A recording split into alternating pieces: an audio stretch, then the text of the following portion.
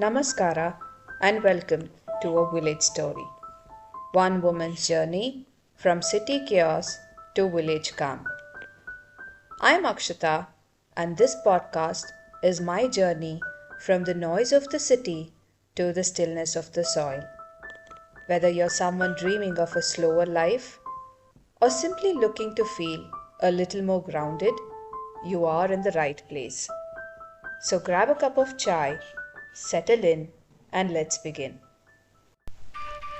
Food, a word, an emotion, a memory, and for each of us, a story that is uniquely our own. For me, food isn't just about eating, it is about hours spent planning, prepping, cooking, eating, and cleaning up the leftovers. In fact, in a single day, I probably spend 4 to 5 hours somehow tied to it. When something holds such a special place in our lives, I thought, why not dedicate an entire episode to it? So let's dive into how food shapes life in Huvinahalli, my village.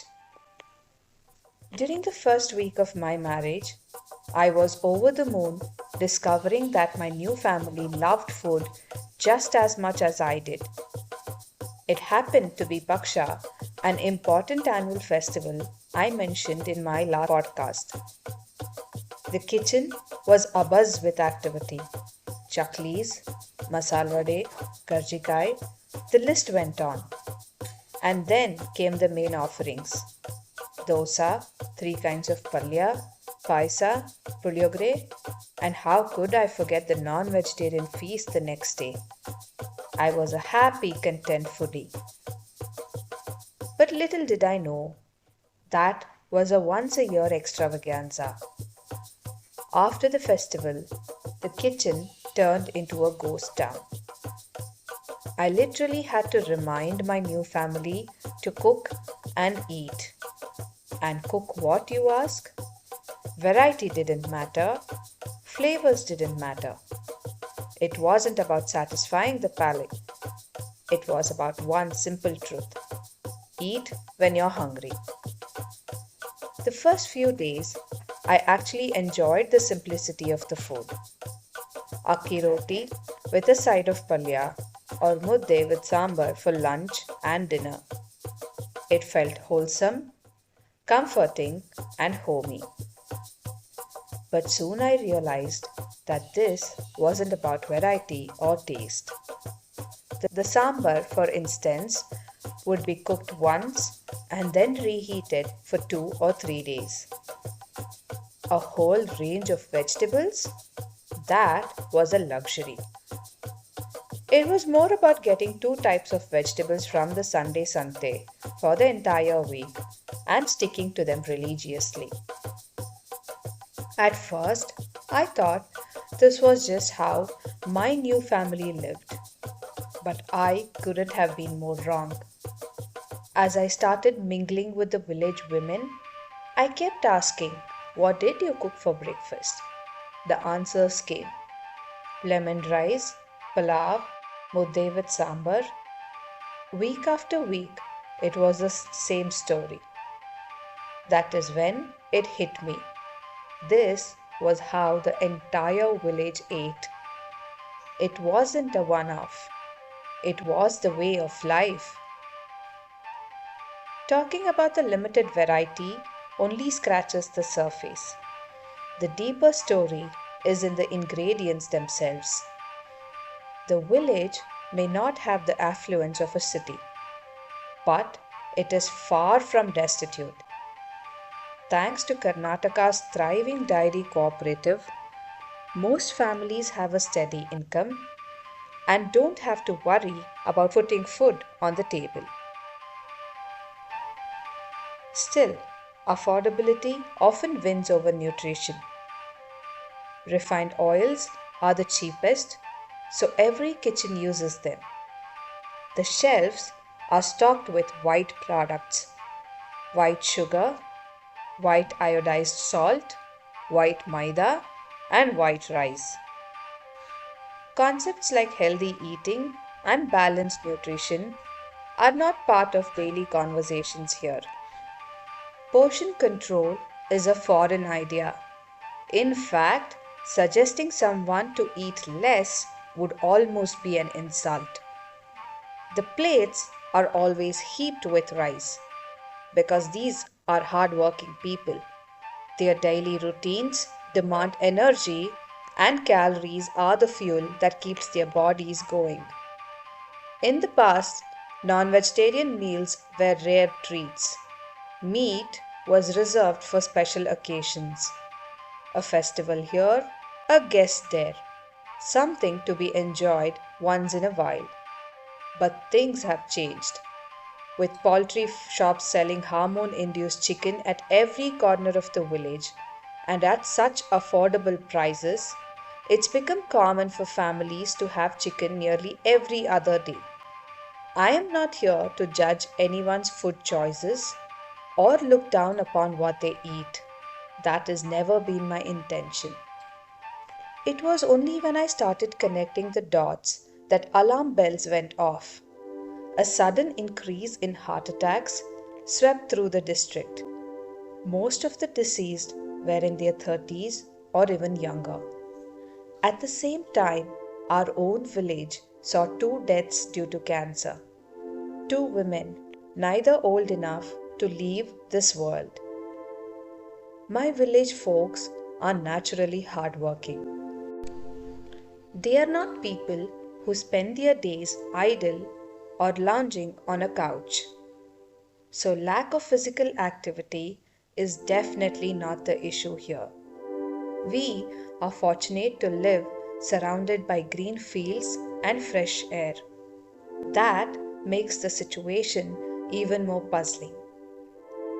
The only things that kept coming to my mind were two: what we eat and the chemicals used on the crops we grow. Those are the questions that haunt me every day. More than anything else, what scares me is seeing how quickly our traditional, seasonal way of eating is disappearing. Even today, my village holds on to some of these practices. We still eat seasonal grams like avarekalu, local beans, horse gram, and many more.